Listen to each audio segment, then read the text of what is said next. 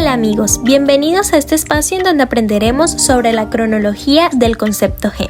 Somos William Manjarres y Saray Tolosa, quienes los estaremos dirigiendo en este viaje por el tiempo.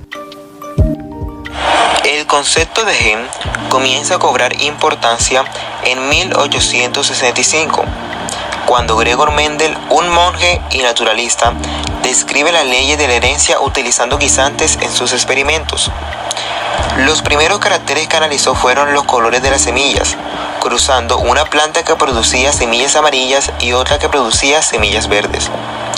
A esa primera generación la llamó generación parental. A partir de esa generación surgieron las demás denominadas generaciones filiales. A los responsables de la transmisión de esos caracteres, que en la actualidad son llamados genes, Gregor los llamó factores. Gracias a sus experimentos y a sus aportes se le conoce como el padre de la genética. Llegamos a 1900. Los trabajos de Mendel lastimosamente no fueron muy entendidos por todos los científicos de la época, entre los cuales se encontraban Anton Kerner y Carl Wilhelm, con quien Mendel mantuvo correspondencia. 16 años después de la muerte de Mendel, en 1900, se dio el redescubrimiento de su trabajo por parte de Karl Correns, Erich y también Hugo, quienes de forma independiente el uno del otro comprobaron los postulados de Mendel por medio de sus propias pruebas, impulsando así la base de la genética.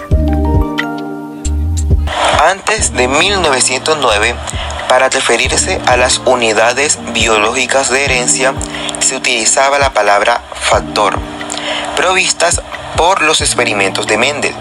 Pero fue en este año de 1909 que apareció la palabra gen por primera vez, acuñada por el botánico danés Wilhelm Johannsen como una abreviación del término griego pangen, que quiere decir pan, todo, total, y genos, origen, nacimiento. En 1913, Alfred Sturtevant construyó el primer mapa genético con base a una técnica para trazar la localización de los genes específicos de los cromosomas en las moscas. En 1941, Edward Laurie Tanton desarrolló la hipótesis de un gen, una enzima.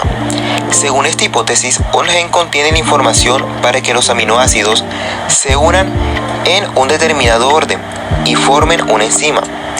Posteriormente se comprobó que la hipótesis podía hacerse extensiva a todas las proteínas y no solo a las enzimas, y se reformuló como un gen, una proteína, por lo que puede ser conocida como un gen, una enzima, de un gen a una proteína.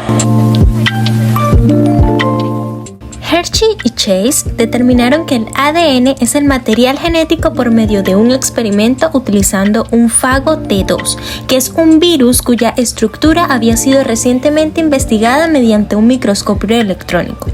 En un primer experimento marcaron el ADN que los fagos con el isótopo radiactivo del fósforo.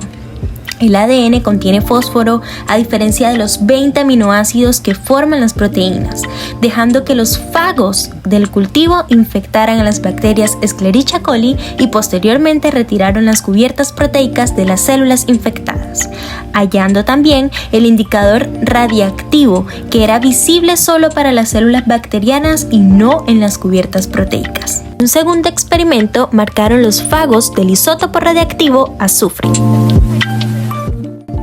En 1953, Francis Crick y James Watson publicaron la famosa estructura de la doble hélice del ADN.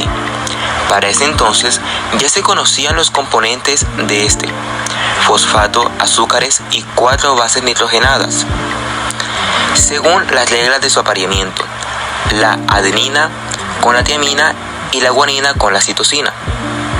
Su hallazgo consistió en encontrarles un acomodo específico que resultó en lo que postularon.